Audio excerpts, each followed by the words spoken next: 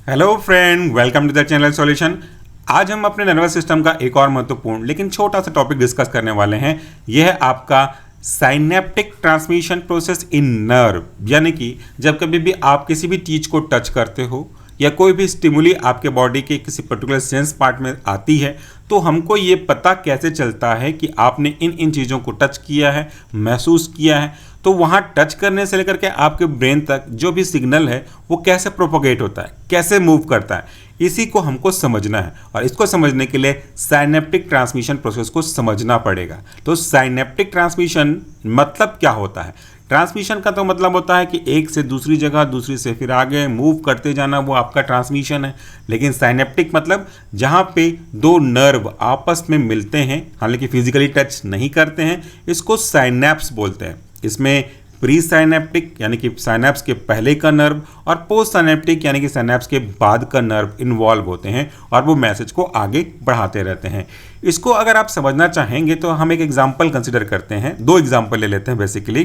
कि आप अगर किसी भी एक कमरे के एक कोने में बैठे हो और वहाँ पे लगभग 10-15 बच्चे बैठे हैं और आपको कोई भी चीज़ को इस जगह से जहाँ पे आप बैठे हैं उसको दूसरी छोर जो कि डिस्टेंस में वहाँ तक पहुँचाना है। आपको वहाँ से उठना भी नहीं है और फेंकना भी नहीं।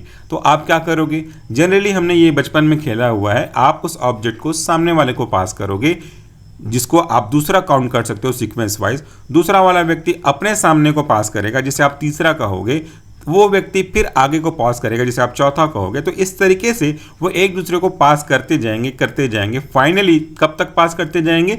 जब तक वो ऑब्जेक्ट वो लास्ट कोने में बैठे व्यक्ति तक, जिस तक आप पहुंचाना चाहते थे, वहां तक पहुंच नहीं जाए। तो ये कैसा हुआ? यही तो ट्रांसमिशन है। नर्व भी ऐसे ही मैसेज पहुंचाते हैं। अब दूसरा एग्जाम्पल ले लेते हैं। आप मान लेते हैं कि घर के किसी एक कोने में है जहाँ पे स्विच है, बिजली का प्लग है, और दूसरे कोने में आपको कोई लाइट जलानी है। तो आपके पास तार, वायर तो है, जिसको हम जनरली तार ही बोलते हैं। आपके पास वायर तो है, लेकिन उसकी लंबाई इतनी नहीं है कि सीधा बिना जोड़े एक ही बार में वो वहाँ से वहाँ पहुँच जाए।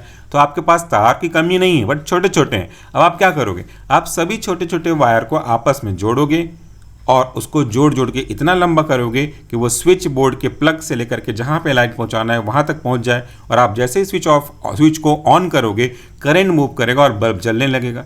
अब आप ये सोचिए कि तार तो एक नहीं था, उस तार में बहुत सारे जॉइंट्स थे, फिर भी करंट कैसे पहुँचा?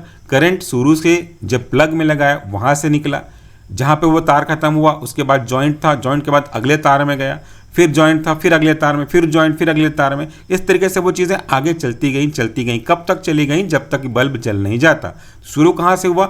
स्विच के ऑन करने से, सॉकेट में आपके तार को लगाने, करंट के मूव करना स्टार्ट करने से लेकर के फाइनली बल्ब के जलने तक। यही तो इलेक्ट्रिकल ट्रांसमिशन है। बस हमको इसको बस थोड़ा नर्व के एस्पेक्ट में समझना है। यहाँ पे जो वायर है, इसको थोड़ी देर के लिए एज्यूम करिए कि ये आपके नर्व है। जो करंट है वो भाई इलेक्ट्रिकल इम्पल्स है, और जो बल्ब जला वो आपका रिस्पॉन्स है। जिसको भी आपको काम करना था, महसूस करना था, वो था आपका। बस अब बचा कुछ है नहीं। आगे देखते हैं। अब तो वैसे भी क्लियर हो गया होगा, बस एक्सप्लेन करना बाकी है वर्ड्स को। The transmission of nerve impulse from its origin to destination involve more than one neuron। जैसा मैंने कहा कि जब कोई नर्व ट्रांसमिशन स्टार्ट हो जाता है तो उसके स्टार्ट से लेकर के जहाँ से वो स्टार्ट हुआ, ओरिजिन स्टार्ट हुआ, और जहाँ तक वो जाना चाहता है, सेंट्रल नर्वस सिस्टम जाना चाहता है, तो उस पूरे के पूरे प्रोसेस में स्टार्टिंग से ट्रेवल करते करते करते फाइनल तक जाने में बहुत सारे नर्व इन्वॉल्व होते हैं। केवल एक नर्व ऐसा नहीं, जैसे मैंने कहा कि एक लंबा वायर नहीं है भैया, बहुत सारे वायर लगते हैं, जुड़ते हैं। इतनी लंबाई लेंथ की होती ही नहीं आपके न्यूरॉन की। तो बहुत सारे न्यूरॉन आपस में जुड़ करके एक लंबे तार जैसा स्ट्रक्चर बनाने का काम करते हैं। And the point where the nerve impulse passes from one nerve to another nerve is called synapse. तो एक नर्व खत्म होगा, दूसरा नर्व शुरू होगा, इस बीच के जो पैसेज है इसको हम साइनेप्स कहते हैं। ऐसे देखिए, ये एक वायर है, ये वायर आगे नहीं पहुंच पाएगा, तो यहाँ पे एक दूसरा वायर, यहाँ पे तीसरा वायर, यहाँ पे चौथा वायर।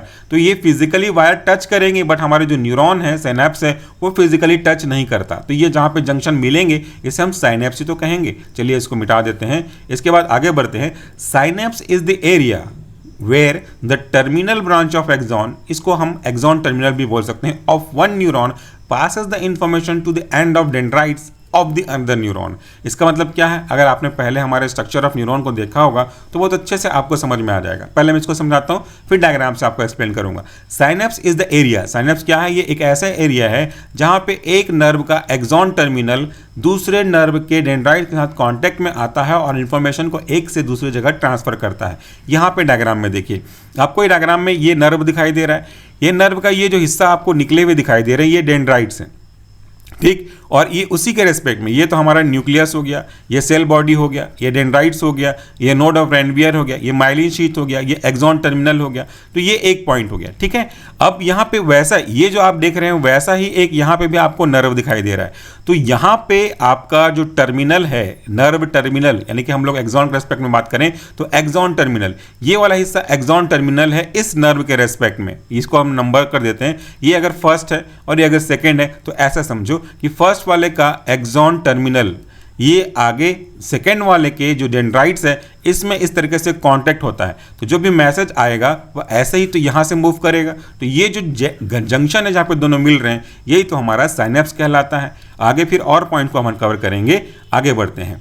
तो यहाँ पे क्या हुआ, synapse is the area where the terminal branch of axon या axon terminal of the one neuron passes the information to the end of the dendrites of the another neuron। ठीक है, आगे बढ़ें। The nerve before the synapse is called presynaptic and the nerve after the synapse is called postsynaptic। ये तो simple सा है, presynaptic और पोस्टसाइनेप्टिक नाम से ही समझ में आ रहा है। साइनेप्स से पहले ऑब्वियसली प्री साइनेप्स कहलाएगा, साइनेप्स के बाद वो भी नाम के अकॉर्डिंगली पोस्ट साइनेप्टिक कहलाएगा। तो जो साइनेप्स के पहले का नर्व है प्री साइनेप्टिक नर्व और साइनेप्स के बाद का नर्व है पोस्ट साइनेप्टिक नर्व कहलाएगा। आगे बढ़िए। The other area of the synapse are between axon ending and the muscle और between the axon ending and gland. यहाँ पे अभी आपने देखा कि एक नर्व का एक्सॉन टर्मिनल दूसरे न्यूरॉन के डेंड्राइट्स के साथ कांटेक्ट करता है। तो फिजिकली अगर आप यहाँ पे देखो तो न्यूरॉन और न्यूरॉन के बीच में साइनेप्स हो रहा है, लेकिन ऐसे और भी साइनेप्स हैं जो न्यूरॉन और न्यूरॉन के बीच में नहीं होते, बल्कि वो एक्सॉन के टर्मिनल और मसल के साथ हो सकते हैं, या तो एक्सॉन के टर्मिनल और आपके जो ग्लैंड है उनके रेस्पेक्ट में हो सकते हैं। तो ये दो अलग और तरीके के साइनेप्स आपको यहाँ पे देखने को मिलेंगे।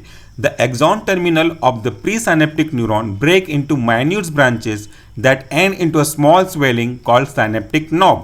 जो हमारा प्रीसाइनेप्टिक नर्व है उसका जो आखिरी हिस्सा है वहाँ पे अगर आप देखोगे तो वो जो प्रीसाइनेप्टिक न्यूरॉन है वो छोटे छोटे ब्रांचेस में टूटते जाता है और उसका जो एंड वाला पार्ट है वो एक स्वेलिंग उभार जैसे सब स्ट्रक्चर में बदलने लगता है और इसी स्ट्रक्चर को हम साइनेप्टिक नॉब कहते हैं।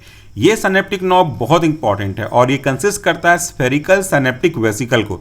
इस नॉब में एक साइनेप्टिक वेसिकल प्रेजेंट होगा। अगर आप डायग्राम में देखो तो ये हमारा नॉब है, ये पूरा स्ट्रक्चर बन रहा है वो नॉब है, और ये जो आपको बहुत छोटे छोटे गोल गोल स्ट्रक्चर दिखाई दे रहे हैं ये हमारे वेसिकल है। और इस वेसिकल में जो डॉट डॉट डॉट डॉट आपको नजर आ रहा है ना, ये स्पेसिफिक टाइप के न्यूरोट्रांसमीटर है। अब कोई भी एग्जांपल होगा उसके रेस्पेक्ट में हो सकता है एसिटाइलकोलिन हो, नॉरएड्रेनालिन हो, डोपामिन हो, सीरोटोनिन हो, ये एसेक्टा कुछ भी हो सकते हैं। फिलहाल यहाँ पे न्यूरोट्रांसमीटर की हम रफ में बात कर रहे हैं, तो वहाँ पे वो न्यूरोट्रांसमीटर को अपने पास रखा हुआ नजर आएगा। आगे भी पढ़िए। They consist of spherical knob vesicle that contain chemical called neurotransmitter. और ये जो वेसिकल है इसमें न्यूरोट्रांसमीटर को ये कंसिस्ट करते हैं which is synthesised by the nerve cell. और जो न्यूरोट्रांसमीटर है वो उसके रेस्पेक्टिव नर्व के द्वारा सिंथेसाइज किया जाएगा। अगर कोलिनर्जिक नर्व है तो फिर वो एसिटाइलकोलिन को बनाएगा, अगर वो एड्रेनर्जिक नर्व है तो फिर एड्रेनलिन को रेस्पेक्टिवली बनाने लगेगा, वो depending on the types of neuron वो आपको बनाने लगेंगे। तो यहाँ पे वो न्यूरोट्रांसमीटर है वो एक महत्वपूर्ण भूमिका निभाता है। और यहाँ पे एक और खास चीज़ होती है विच इज सिंथेसाइज, जो कि बने जाते हैं by the nerve cell, store किए जाते हैं वेसिकल में और आगे जाकर रिलीज कर दिए जाते हैं किसी रिस्पेक्ट ऑफ स्टिमुली के। जब कभी भी कोई स्टिमुली आएगा उसके रेस्पेक्ट में ये जो नर्व इंपल्स बनेंगे उसके बाद में जो आपके वेसिकल में न्यूरोट्रांसमीटर बने हुए हैं स्टोर किए हुए वो रिलीज हो जाएंगे। रिलीज होने के बाद क्या करेंगे, ये साइनेप्टिक क्लेफ्ट पे जाएंगे और आगे जाकर के पोस्ट साइनेप्टिक नर्व में जो भी रिसेप्टर होंगे रेस्पेक्टिवली इनके साथ ये बाइंड हो जाएंगे। अगर ये एसिटाइलकोलिन है तो आपके कोलिनर्जिक रिसेप्टर पे जाके बाइंड हो जाएगा, चाहे वो निकोटिनिक हो चाहे मस्करिनिक हो। फिर जब वो जिसके साथ बाइंड होंगे उसके रेस्पेक्ट में उनका जो एक्शन है वो आपको देखने को मिलेगा, सिक्रीशन देखने को मिलेगा, जो भी बॉडी के पार्ट में फ्लूइड्स हैं उनका सिक्रीशन देखने को मिलेगा।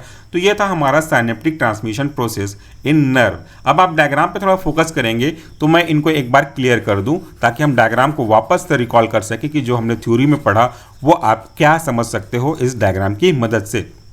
सबसे पहले यहाँ पे आप देखिए, ये जो बड़ा इमेज है वो तो आपको जूम करके दिखाया गया। सबसे पहले है हमारा एक नर्व, उसके बाद ये हमारा दूसरा नर्व। ये पहले नर्व में ये जो हिस्सा दिख रहा है आपको कुछ इस तरीके से, वापस से आपको दिखाऊं, ये वाला हिस्सा ये एक्सॉन टर्मिनल है पहले वाले नर्व के रेस्पेक्ट में। और यहाँ पे जो आप देख रहे हो ये वाला स्ट्रक्चर वो डेंड्राइट्स है दूसरे वाले नर्व के रेस्पेक्ट में। तो पहले वाले नर्व का जो एक्सॉन टर्मिनल है वो दूसरे वाले नर्व के डेंड्राइट्स पे जाकर के साइनेप्स कर लिया। इस साइनेप्स यानी कि जोड़ यानी कि जंक्शन से पहले का जो नर्व है वो प्री साइनेप्टिक कहलाया और जोड़ के बाद का पोस्ट साइनेप्टिक कहलाया। अब इस जोड़ में क्या होता है इसको अगर आप ध्यान से देखोगे, हम साइनेप्टिक क्लेफ्ट कहते हैं, तो इसी को इस तरीके से जूम करके दिखाया गया है कि अब यहाँ पे देखिए कि होता क्या है। तो ये यहाँ पे हमारा साइनेप्स, ये जो आपको गैप दिख रहा है ना, दिस वन, जरा फोकस करिएगा अपने स्क्रीन पे, ये जो आपको गैप दिख रहा है ये है हमारा साइनेप्स। मैं मिटा दूंगा, चिंता मत करिए, इसको पूरा भी मैं डार्क कर देता हूँ। ये साइनेप्स हो गया। तो इस साइनेप्स के पहले का नर्व क्या कहलाएगा भैया, पहले मतलब प्री। तो ये जो नर्व का एक्सॉन टर्मिनल है ये है आपका प्री साइनेप्टिक, और इस साइनेप्स के बाद का क्या कहलाएगा, पोस्ट साइनेप्टिक। तो ये जो नीचे कटोरी से दिख रही है आपको, ये पोस्ट साइनेप्टिक न्यूरॉन हो गया। प्री समझ में आ गया, पोस्ट समझ में आ गया, हटा देते हैं इस कचरे को। अब देखिए यहां से जो नर्व इंपल्स है वो आ रहा है, यहां पे पहला पॉइंट देखिए, action potential arrive at the axon terminal. Action potential हमने अभी भी पहले पढ़ा था इसको, डीपोलराइजेशन, रीपोलराइजेशन, हाइपर पोलराइजेशन, ये सब हमने आपको एक्सप्लेन किया हुआ था। रेस्टिंग पोटेंशियल भी आपको एक्सप्लेन किया हुआ था। तो वहां से नर्व इंपल्स आ रहे हैं, इसके अंदर आ रहे हैं। जैसे ही नर्व टर्मिनल में जाएंगे तो मैंने कहा कि नॉब में कन्वर्ट हो जाता है, जिसके अंदर बहुत सारे वेसिकल रहते हैं। ये तो एक्सॉन टर्मिनल है, यह साइनेप्टिक वेसिकल है। इस साइनेप्टिक वेसिकल के अंदर depending on the types of nerve neurotransmitter पड़े हुए होते हैं।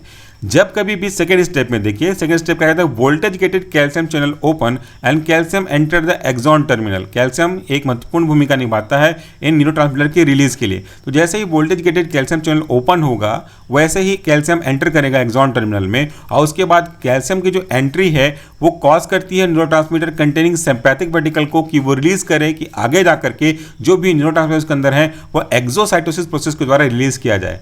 एक्सोसाइटोसिस, एंडोसाइटोसिस, फिर उसका जो सब टाइप है पिनोसाइटोसिस, फेकोसाइटोसिस। आई होप कि वो आपको पता हुआ होगा, और अगर नहीं पता है तो न्यूरोट्रांसमीटर के पहले आप नर्व का पहला टॉपिक वीडियो जरूर देख लें, वहाँ पर हमने टर्मिनोलॉजी को एक्सप्लेन किया हुआ है। सो फाइनली थर्ड स्टेप के बाद इस साइनेप्टिक क्लेफ्ट में जो भी न्यूरोट्रांसमीटर है वो रिलीज हो जाते हैं।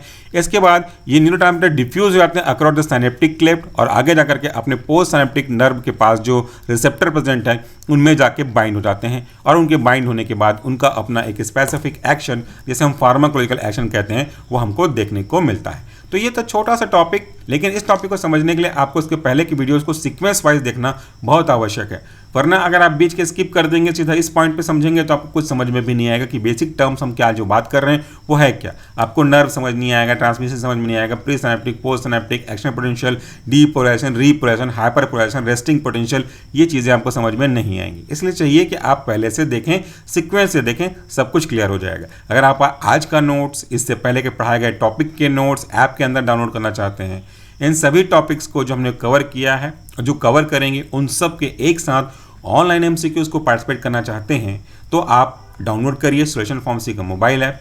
डाउनलोड करने के बाद वहाँ पे नीचे साइड में आपको ऐप के अंदर स्टोर टैब दिखेगा, उस टैब पे क्लिक करिए और वहाँ पे कोर्स दिखेंगे। वहाँ पे ह्यूमन एनाटॉमी एंड फिजियोलॉजी का कोर्स है, जिसे आप ज्वाइन करके पूरे चीज़ों को बेनिफिट ले सकते हैं। पूरे कोर्स की वैलिडिटी 6 महीने की होगी और नॉमिनल चार्ज में आपको वो मिल जाएगा, अप्रॉक्सीमेटली 100 के आसपास होगा। Thank you so much for watching this video. नमस्कार, टेक केयर।